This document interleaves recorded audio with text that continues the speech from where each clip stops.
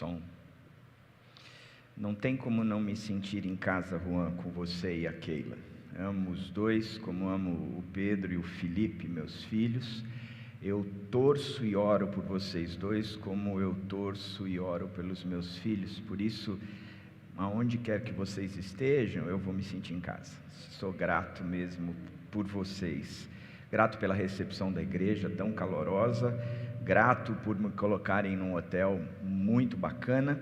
Grato pela recepçãozinha aí na sala do Juan, que também foi muito joia. Tem demonstrado assim em detalhes o amor que vocês têm por mim. Por isso sou grato. Sei que vocês me chamam de vozão.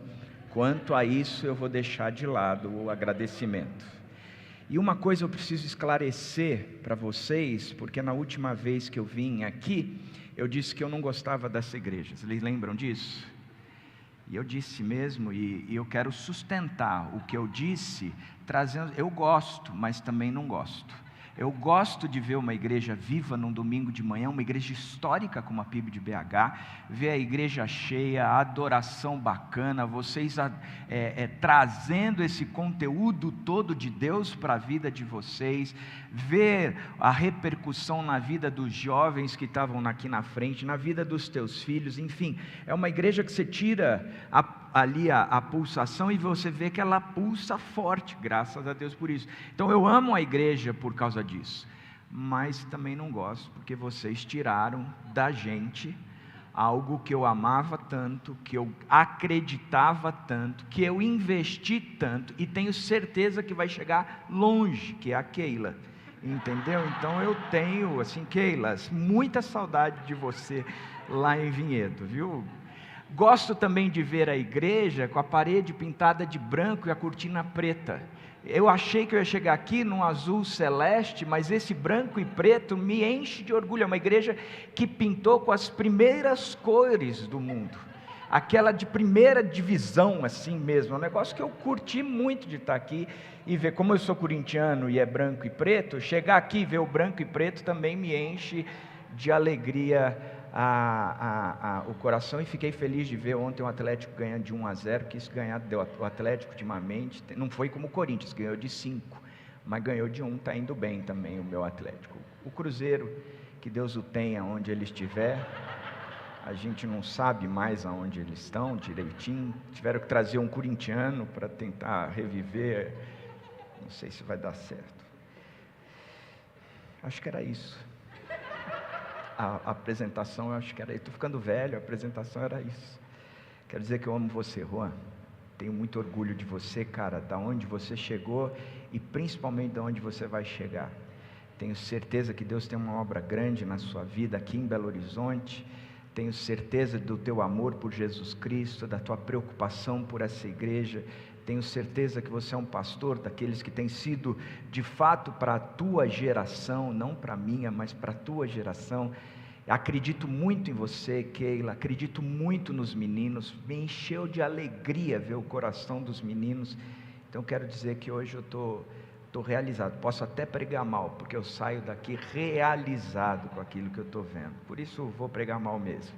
Atos 2, 42 a 47, vamos pensar um pouco na unidade, na comunhão, no propósito de ser igreja. Atos 2, 42 a 47, primeiro relato da igreja primitiva, como é que a igreja começou a ser, ela começou a ser como descreve esse texto. Então a gente tem muita coisa a aprender com esse texto, e o texto diz assim: eles quem? Os apóstolos, os discípulos, os seguidores de Cristo, aqueles que foram conhecidos pela primeira vez como cristãos. Eles se dedicavam ao ensino dos apóstolos e à comunhão, ao partir do pão e às orações. Todos estavam cheios de temor, e muitas maravilhas e sinais eram feitos pelos apóstolos. Os que criam mantinham-se unidos e tinham tudo em comum. Vendendo suas propriedades e bens, distribuíam a cada um conforme a sua necessidade. Todos os dias continuavam a reunir-se no pátio do templo. Partiam pão em suas casas e juntos participavam das refeições com alegria e sinceridade de coração, louvando a Deus e tendo a simpatia de todo o povo. e o Senhor lhes acrescentava diariamente os que iam sendo salvos. Jesus, nós estamos diante das duas ferramentas que transformam o homem. A tua palavra, acabamos de ler a tua palavra, traz tanta coisa para nós esse texto, tem tanto a ver com um encontro como esse hoje, com um povo como esse hoje. Mas também estamos diante do teu Espírito, aquele que pega esse momento e faz com que a tua palavra desça da mente para o coração, é aquele que nos convence de todo o pecado, de toda a justiça, de todo o juízo, mas também é aquele que nos conforta, aquele que intercede por nós, da mesma forma como é aquele que nos transforma. Por isso nós precisamos da tua palavra e do teu Espírito. Me coloco à disposição para o Senhor fazer o que o Senhor tem que fazer agora de manhã. E é em teu nome que eu não só te honro, como oro, em nome de Jesus. Amém e amém. Primeiro eu quero partir de uma leitura macro, não olhando para o texto, a gente vai olhar para o texto daqui a pouco, mas uma leitura macro. Quando nós chegamos num texto como esse, 3 fundamentos nós precisamos ter. O primeiro é que o cristão de fato, porque esse texto está falando daqueles que são cristãos de fato, não são aqueles que frequentam uma igreja, apesar de ser cristão de fato, é frequentar uma igreja. Mas os cristãos de fato, eles estão todos comprometidos com a igreja. Todos comprometidos com a igreja. Tem um texto de Tito, quando Paulo escreve ao jovem Tito, no capítulo 2, verso 14, que diz: Ele se entregou por nós, a fim de nos remir de toda maldade e purificar para si mesmo um povo particularmente seu, dedicado à prática de boas obras. Interessante que a primeira parte desse texto, a gente tem isso muito claro na nossa mente. O texto diz que Ele se entregou por nós, a fim de nos remir de toda maldade e nos purificar. Ok, isso a gente entende. Quando a gente fala de igreja, a gente está falando de Jesus Cristo, está entendendo que é o Deus que veio até nós. Não tinha o caminho inverso, não tinha como nós chegássemos até Deus. E é interessante que, se você parar para olhar as religiões hoje em dia, ou as filosofias de hoje em dia, você vai ver que são propostas de como o homem pode chegar até Deus. E em geral eles têm dúvidas se conseguem chegar até Deus, então eles fazem uma triangulação. Já que eu não tenho certeza disso aqui, alguém está dizendo o que eu tenho. Por exemplo, se você for para o Espiritismo, lá tem os espíritos. Já que eu não consigo chegar até Deus, então tem esses espíritos que nós sabemos quem são e que eles confirmam que Deus está dizendo um monte de coisa. Se você for ao catolicismo, lá tem os santos, tem Maria que é intercessora. Já que eu não consigo chegar diretamente até Deus, então eu faço a triangulação.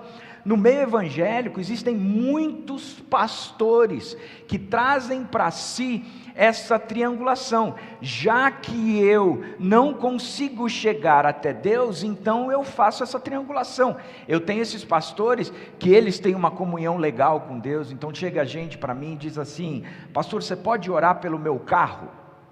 Mas por que eu preciso orar pelo seu carro? Você deveria orar pelo meu, pelo preço da gasolina que está, ora pelo meu. Mas não, porque eu comprei, eu queria consagrar este carro ao Senhor. Ué, consagre você, ore você. Por que a utilização de um pastor? Eu não tenho essa triangulação, porque Jesus Cristo diz ser Ele o caminho, a verdade e a vida, e ninguém chega ao Pai a não ser por mim. Então não tem triangulação, é Jesus Cristo.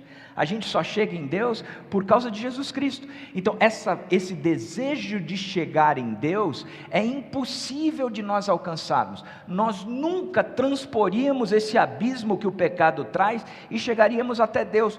Como é que Jesus Cristo soluciona tudo isso? Ele vem. Não sou eu que vou, mas Ele vem ao meu encontro. Não tenho nada que fazer. E esse conceito da graça é brilhante, porque não tem nada que eu possa fazer que me leve até Deus, a não ser o fato da graça. A graça é Deus olhar para mim e dizer: eu vou aí e vou redimi-los. Eu vou aí e vou trazer para perto de mim. Eu vou aí e nós vamos ficar juntos. Lembra de João 14? Para que aonde eu estou, estejais vós também. Ou seja, é Deus que vem ao nosso encontro, e não existe essa condição de nós chegarmos ao encontro de Deus. Vou te ilustrar de forma bem prática. Se eu chegasse para você agora e falasse o seguinte: se você morresse hoje, não estou desejando, mas se você morresse hoje, chegasse na porta dos céus, está Deus sentadinho lá num banquinho, perna cruzada, olhando o universo todo, como Ele é o gestor de toda a criação, e você vê a porta da eternidade do lado de Deus, você diz: eu quero entrar nesse lugar, passar minha eternidade com Deus, eu não quero passar minha eternidade longe de Deus, então eu vou entrar ali. E na hora que você vai passando por aquela porta, Deus te para, diz: escuta, por que é que eu deveria deixar você entrar no meu lugar, passar a eternidade comigo? Você sabe o que responder? Porque um dia você vai ter que responder. A maior parte do povo dão duas respostas, uma ou outra. A primeira é: eu não sou digno de entrar nos céus, não tenho certeza se vou entrar aí nessa eternidade, só quando eu chegar lá é que eu vou ver se Deus me quer ou não, mas eu não tenho garantias nenhuma de que eu possa entrar. As outras pessoas me respondem da seguinte forma: entre os erros e os acertos na vida, eu acertei mais do que errei. Ou seja, o balanço é positivo, portanto eu posso entrar por causa disso. De quem é o mérito de entrar? Quando eu respondo assim, eu digo: o Salvador da minha vida sou eu mesmo. E aí você pega Efésios 2, que diz: ninguém é salvo por obras para que não se englorie. Você vai ouvir um não de Deus dizendo: as tuas duas respostas te desqualificam para passar a eternidade comigo, porque você não fez nada, não é o mérito. E nós crescemos numa meritocracia. Você chega para o teu filho pequenininho e diz: se você comer todo o jantar, você ganha a sobremesa. O menino que é normal, ser humano, extremamente sábio, entende que a sobremesa é mais gostosa do que o prato principal. Só que o pai e a mãe, principalmente, em geral é a mãe nessa área, é um ser que ainda precisa de conversão.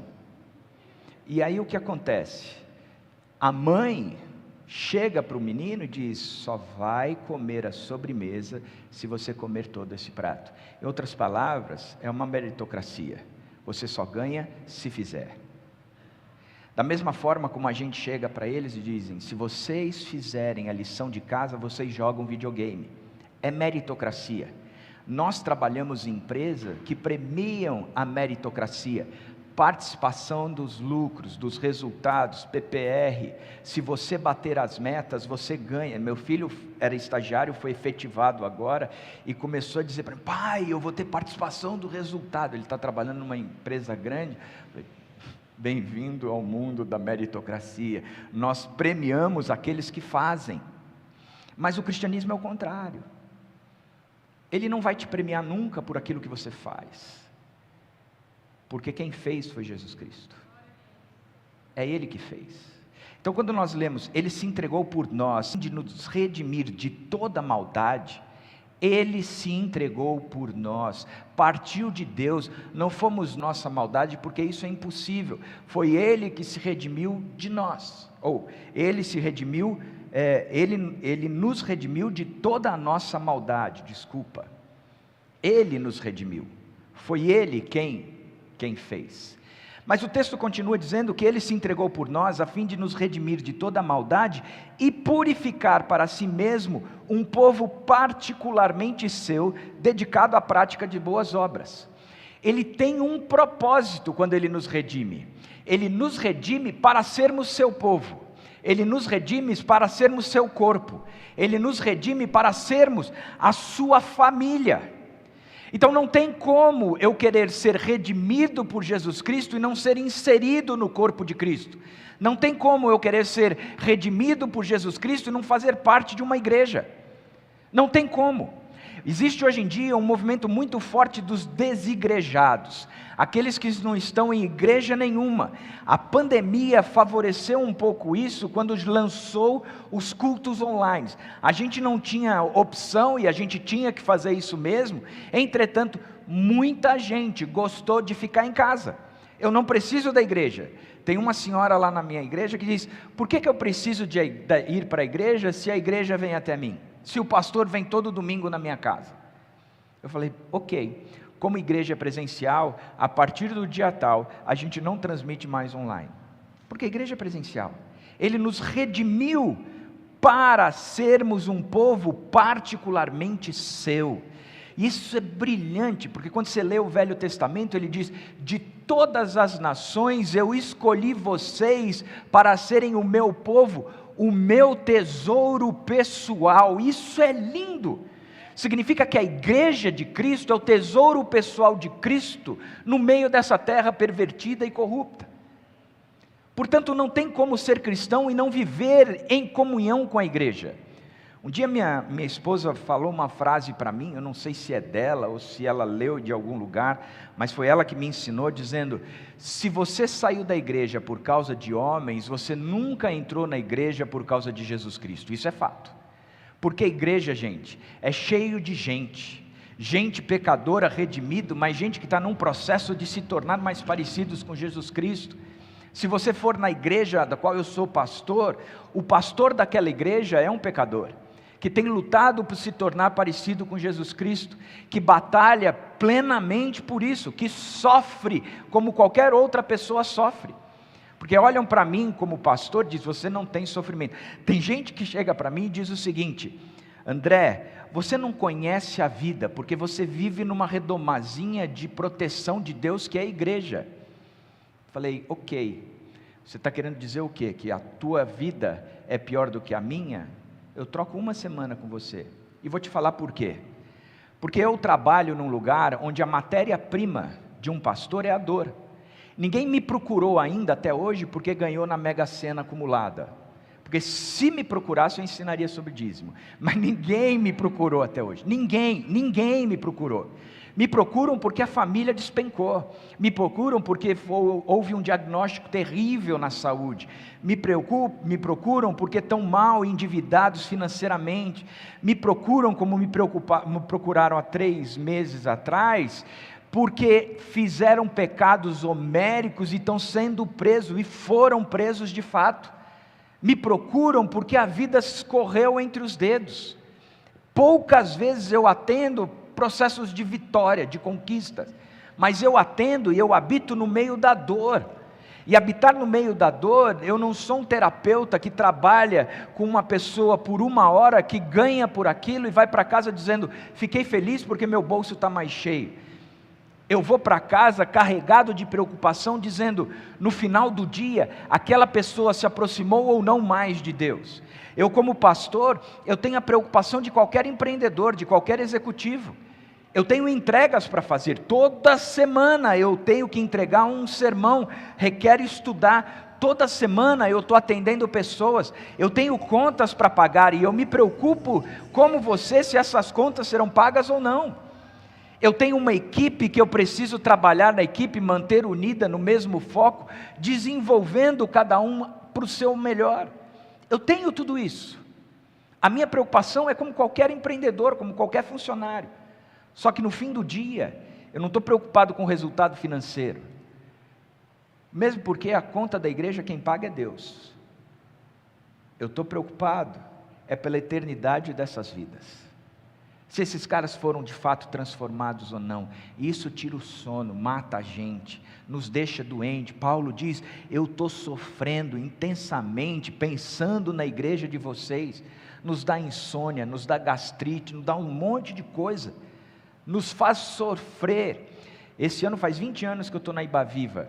Domingo passado eu preguei, eu falei assim: eu cheguei aqui um menino, vocês acabaram comigo. Por mais que seja brincadeira, é verdade.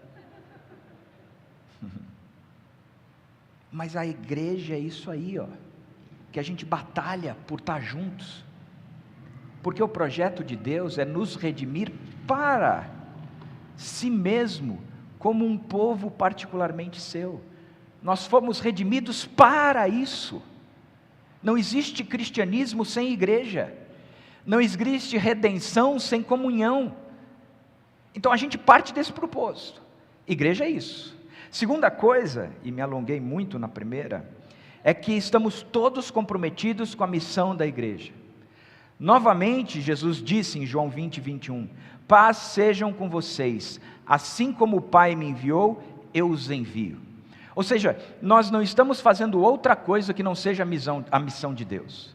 Qual é o nosso propósito? Ser como Jesus Cristo nessa terra. Qual é o nosso propósito? Propagar Jesus Cristo nessa terra. Num mundo caótico como nós estamos vivendo, a gente olha para esse mundo e fala, cara, saímos de uma pandemia que destruiu praticamente a humanidade. Eu perdi muitos amigos na pandemia. Mas nós entramos agora numa guerra que também vai bagunçar. A gasolina lá em São Paulo está R$7. Estão falando de terminar o ano em 20. Acabou o carro. Não dá. Todo mundo vai comprar motinha elétrica. E a energia vai aumentar. Ou seja, cara, nós estamos vivendo uma crise econômica mundial. Saímos da pandemia que nos abalou de uma forma, e agora entramos numa guerra. Poxa vida, o mundo está um caos. Ótimo terreno para ser pregado Jesus Cristo. Porque o caos só evidencia a falta de Jesus Cristo. Nunca o terreno esteve tão preparado como está agora. Por isso o cristão olha tudo isso dizendo, obrigado Jesus, não era o que nós queríamos, mas os campos estão brancos, prontos para a colheita, existem poucos trabalhadores, eu estou rogando para que o Senhor envie mais trabalhadores, mas independente de tudo isso, eu estou arregaçando a manga e indo, porque os campos estão brancos, o povo precisa ouvir de Cristo. Eu não sei como foi aqui, mas na Ibaviva existe um negócio muito interessante. Alguns velhos crentes, não em idade, mas em frequência da igreja, foram embora, não voltaram mais. Passaram por uma crise, acostumados a ficar em casa, a crise não os afetou tanto, que eles perderam o interesse pela igreja, eles perceberam que eles não precisam da igreja. Foram embora, estão distantes de Deus, porque estão distantes da comunidade. Não existe isso, acabamos de ver. Mas um povo que sofreu, buscou a Jesus Cristo para caramba. A nossa igreja está muito mais forte, agora saindo da pandemia, do que quando entrou. Porque continua ressoando as doces palavras de Jesus Cristo, dizendo, sou eu que edificarei a minha igreja. E nós vimos Ele edificar, Por isso, existe sim uma missão que nós estamos comprometidos, ser como Cristo, pois fomos enviados como o Pai enviou a Cristo. A terceira coisa, estamos todos comprometidos com a renovação da igreja. O que isso significa? Atos 13, 36, o autor de Atos, Lucas, diz, tendo, pois, Davi servido ao propósito de Deus em sua geração, ele descansou e foi reunido com os ossos dos seus familiares. Propósito de Deus para a sua geração. Sabe o que significa? Cada geração Deus tem um propósito. Para cada geração existe um movimento que nós precisamos responder. Hoje nós vivemos um movimento, por exemplo, onde a homossexualidade está sendo pregada em todos os lugares. Qual é a resposta da igreja para isso? E a igreja tem que dar uma resposta, porque biblicamente falando, a área sexual nos foi chamada para a santidade. Seja hétero ou homossexual, é a santidade. O que isso significa? Quando você pega a descrição da criação, Deus cria a partir de antagônicos. Ele criou a luz e as trevas, o dia e a noite, colocou o sol, a lua e as estrelas, sempre do claro, da luz e das trevas, do dia, da noite, dos astros do dia, dos astros da noite. Ele foi criando a partir dos antagônicos.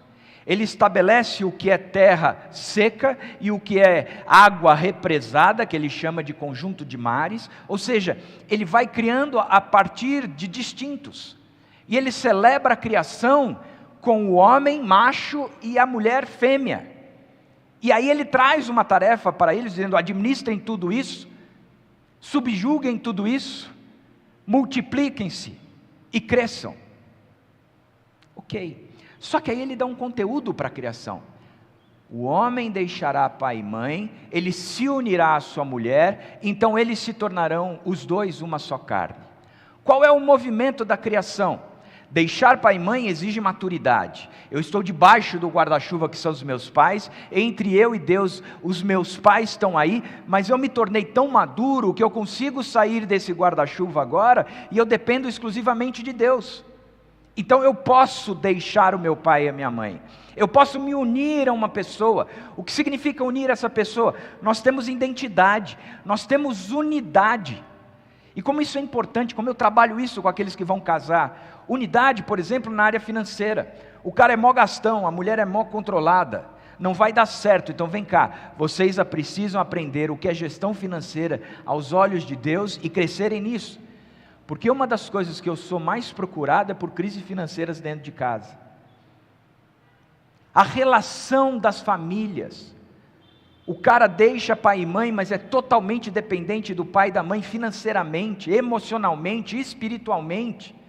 A mulher deixa a mãe e o pai, mas não conseguiram deixar a mãe e o pai ainda, depende da aprovação deles, quer e continua querendo fazer tudo para o agrado deles. A Bíblia diz: escuta, vocês deixaram e agora vocês se uniram. E o resultado de tudo isso? Aí sim, a relação sexual, a intimidade. Vocês se tornam uma só carne. Maturidade, unidade, intimidade. Hoje isso não existe mais. O pessoal sai daqui na imaturidade mesmo, partindo para a intimidade. E na criação Deus disse: homem e mulher, macho e fêmea é que vão fazer esse movimento. O que isso significa? Qualquer coisa fora desse movimento está errado. Por exemplo, e eu falo isso com os meus filhos: sexo é para o casamento. É isso que a Bíblia diz. Então, filhos, da mesma forma como eu tenho lutas para não ter sexo com alguém que não seja a mãe de vocês, vocês também têm. Porque o sexo antes do casamento é errado, como o sexo fora do casamento é errado. Por isso é que tem tanto adultério, porque o povo não cresce, não deixou pai e mãe, não tornou-se unido a uma pessoa, e então está celebrando a intimidade nisso. O resultado de tudo isso é que uma das coisas que eu mais lido é a frustração na área sexual. Casados com 45 anos de casados, há 20 dormindo longe um do outro. Por quê? Porque não foram maduros o suficiente, não tornaram-se em unidade, então se despertaram, ou se perderam nessa relação íntima. Macho e fêmea, homem e mulher é para o sexo. Aí eu escuto hoje em dia o pessoal que luta na homoafetividade dizendo: ok, mas significa que eu não vou poder ter relação com ninguém mais na minha vida? Eu falei: da mesma forma, como aquela mulher que nunca casou, como aquele homem que nunca casou, e como eu que estou casado, nós não podemos ter relação sexual com alguém de fora do casamento, e macho e fêmea, como foi a criação. Acabou. Porque a realização sexual é santidade.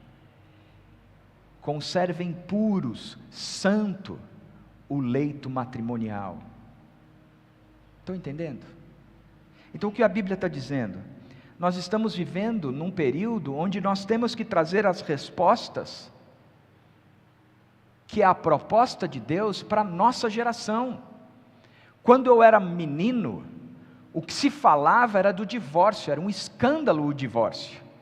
Hoje, nós estamos falando da homoafetividade. Qual é a resposta que a igreja tem que dar? Porque a igreja tem que dar. Bom, já que eu tenho que entrar na abstinência sexual, significa que eu vou caminhar com a solidão. Eu nunca vou poder ter uma relação com alguém que tenha as mesmas condições afetivas que eu. Ok, mas isso não é verdade. É verdade que você vai ter que entrar em abstinência, como o cara que nunca casou, como a mulher que nunca casou. Mas é mentira que você vai viver na solidão, porque o corpo de Cristo te coloca aqui dentro e a gente vai te acolher e você vai ter todas as suas necessidades relacionais supridas por nós. Essa resposta tem que ser dada. Como? Deixa para o Juan trabalhar isso com vocês, eu não vou trazer a resposta não, tenho trabalhado muito, esse menino precisa trabalhar bastante também, então mandem ele descobrir diante de Deus. Ele vai me ligar perguntando a resposta, e eu estou dizendo que eu não vou dar.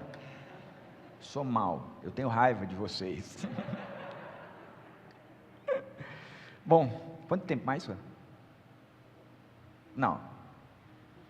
20. Que agora é que eu vou entrar na mensagem mesmo.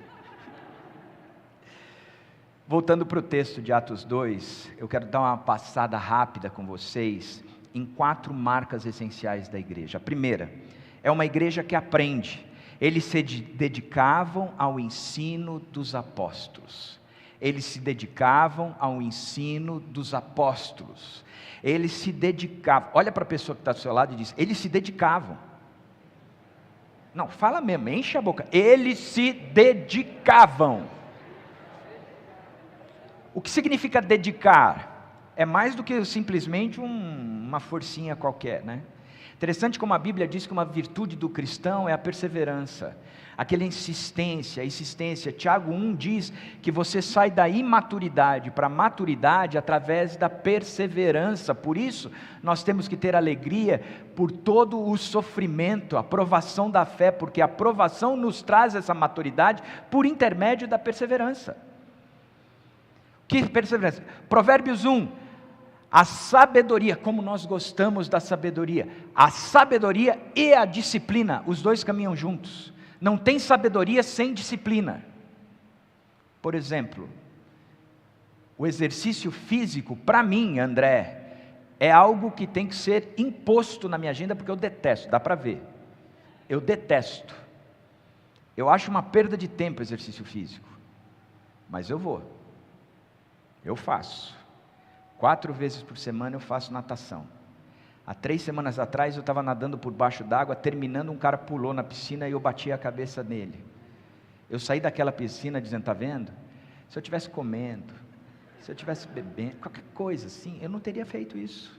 Mas não, tem que entrar nessa porcaria de disciplina. E aí, eu estou até hoje com o pescoço todo doído. Maldade, né, gente? Para quê? A Bíblia diz: o exercício físico de nada é proveitoso. Disciplina e sabedoria. Disciplina.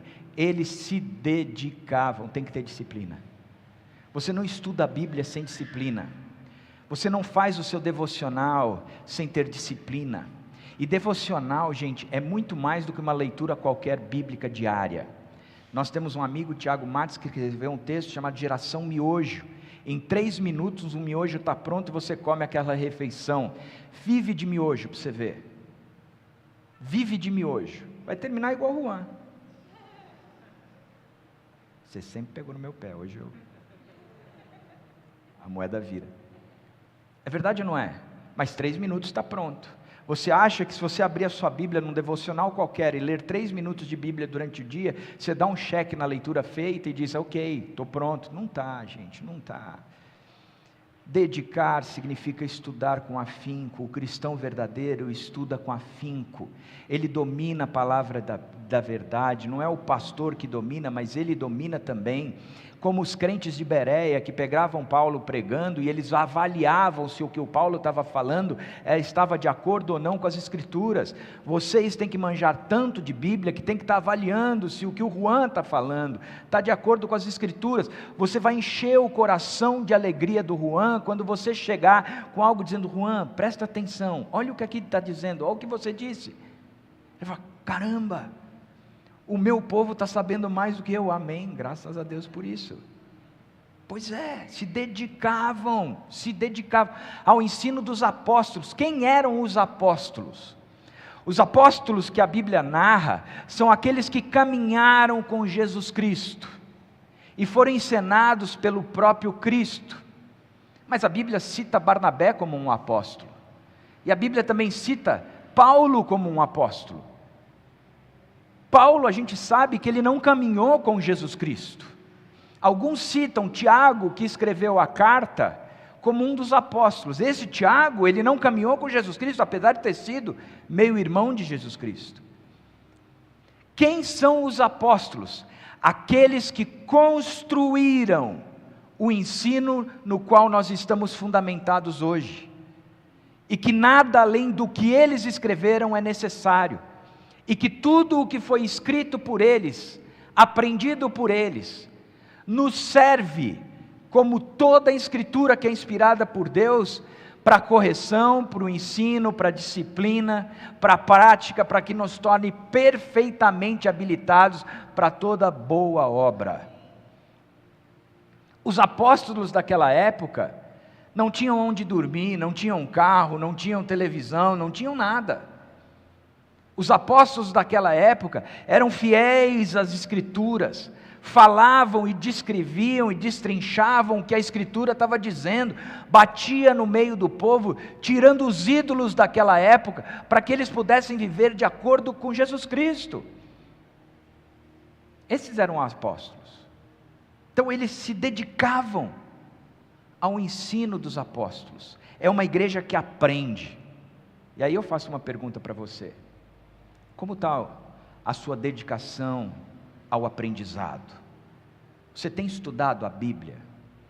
Ou você tem ido para a internet, escutado qualquer tipo de pregação, sem saber qual é a fonte, o alicerce teológico daquelas pessoas mesmo? E eu tenho dito isso lá em Vinhedo demais. Eu não sou responsável pela teologia pregada fora da Ibaviva. Eu nem gasto tempo com você discutindo sobre ela. A Ibaviva é uma igreja séria no ensino. Gaste seu tempo naquilo que nós estamos ofertando, porque a gente tem a visão e o propósito de deixá-lo você maduro, conhecedor de fato da palavra. Então só o que a gente já produz já dá bastante crescimento e é muito tempo dedicado. Segunda coisa, é uma igreja que cuida. Eles se dedicavam ao ensino dos apóstolos, à comunhão. A comunhão é esse tempo que a gente gasta juntos um com o outro. Mais para frente o texto diz que eles se preocupavam vendendo as suas propriedades e bens, distribuindo a cada um conforme a sua necessidade. Uma igreja que entendeu a oração de Jesus Cristo: o pão nosso de cada dia nos dai hoje.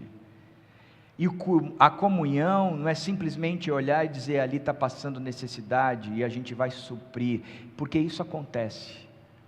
A Ibaviva, ela levantou um fundo social e foram doações muito significativas. A gente teve um fundo gigantesco que no meio da pandemia, aquelas famílias que estavam necessitadas, nós chegamos e abordamos com recursos financeiros. Porque é obrigação da gente, o pão é nosso, e ele é distribuído entre nós. Não é um pão meu, mas é nosso. Da mesma forma como o perdão é nosso, eu perdoo, e vocês também me perdoam. O perdão é nosso, a igreja se mantém na unidade, a unidade do amor que é caracterizado pelo perdão. Por isso que ninguém que saiu da igreja por causa de pessoas, entrou na igreja por causa de Jesus Cristo. Da mesma forma como quando Jesus ensina, ele diz: não nos deixe cair em tentação. A tentação também é nossa. Eu só venço a minha tentação quando ela é partilhada com alguém, e esse alguém me ajuda a vencer. Como é, André? Você está dizendo que eu vou ter que viver sozinho para o resto da minha vida? Não. Você vai ter que viver na santidade, mas a igreja vai te acolher. Aqui é o teu lugar, aonde as tuas necessidades serão supridas e as tuas tentações serão vencidas. Porque isso é igreja. A comunhão é uma igreja que adora. Eles se dedicavam ao ensino dos apóstolos, à comunhão e ao partir do pão e às orações. Partir do pão era ceia. Eles lembravam quem era Jesus Cristo. E não existe igreja que não lembra de Jesus Cristo. Não existe igreja que não vive a partir de Jesus Cristo. Não existe igreja que não se centraliza em Jesus Cristo. Isso é igreja. E o que é adoração? Gente, a gente faz tudo por Jesus Cristo. Cara, a minha vida com Jesus Cristo, ela implica em satisfazer a vontade dEle, replicada naqueles que são dEle. Interessante como a Bíblia nos chama a viver em Cristo. E a nossa vida, nossa de igreja em Cristo, é que importa. Se não é uma igreja que demonstra Cristo, não é uma igreja de Cristo. Nem do sétimo dia e nem do segundo dia. Não é igreja de Cristo. Porque a igreja tem que viver a Cristo. Como é que ela vive? Adorando. O Senhor é tudo que eu tenho, o Senhor me basta. Eu não preciso de mais nada além do próprio Cristo. O próprio Cristo me une a você. O próprio Jesus nos torna únicos. Já parou para pensar? Eu venho de Vinhedo, a minha relação com vocês é com essa família. Mas eu chego aqui na frente, a gente tem tanta coisa em comum. Não tem? O branco e preto.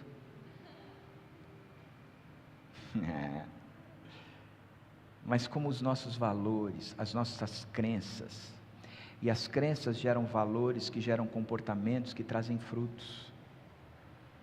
Essas crenças geram valores que nos dão identidade. A gente tem tanta coisa em comum, e não é porque nós somos batistas, mas é porque nós somos de Cristo. Ele é nossa unidade.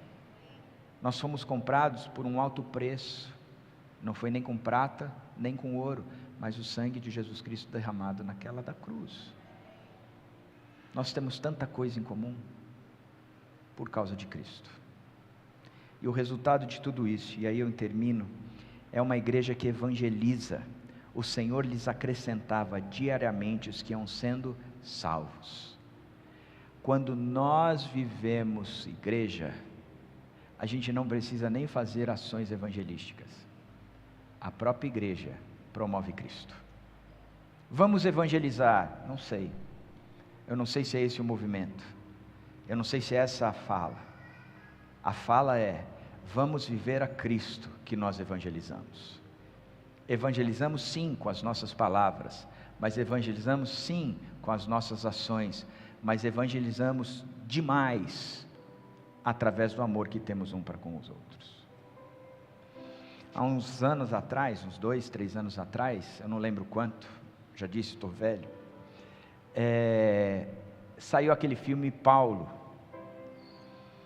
E uma segunda-feira à tarde, a Dani, minha esposa, liderava um grupo de senhoras, e senhoras da terceira idade, e elas resolveram ir para o cinema, e convidaram a Dani, só que a gente tinha que fazer alguma coisa lá em Campinas, e a Dani falou: nós vamos fazer isso em Campinas, depois vocês vão assistir o filme comigo, eu e o meu filho mais novo, o Felipe tem 20 anos, só que, como elas eram da terceira idade, na segunda-feira o ingresso era free, e elas escolheram aquele cinema que a poltrona deita, já viu? Você aperta um botão assim, você está sentado e a poltrona vai deitando. Eu não vi a introdução do filme, dormi, eu e meu filho, nós apagamos.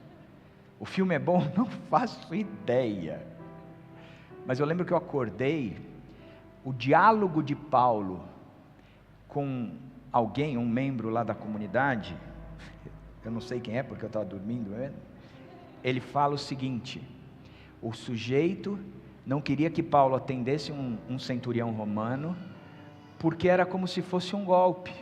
Esse centurião ia ver onde os cristãos estavam escondidos, e aí eles seriam invadidos por esse povo. Acho que Paulo lembrou da própria conversão, dizendo: eu já passei o que esse centurião passou. E a fala de Paulo, nós não vamos nos preocupar com isso, Porque se é verdadeiro o que esse sujeito está fazendo, nós vamos amá-lo. Porque é pelo amor que nós seremos conhecidos. Isso é forte, né? Não é pelos eventos, pelo Samuel que toca muito bem, pelo Juan que quando prega parece um anjo, caído, mas parece.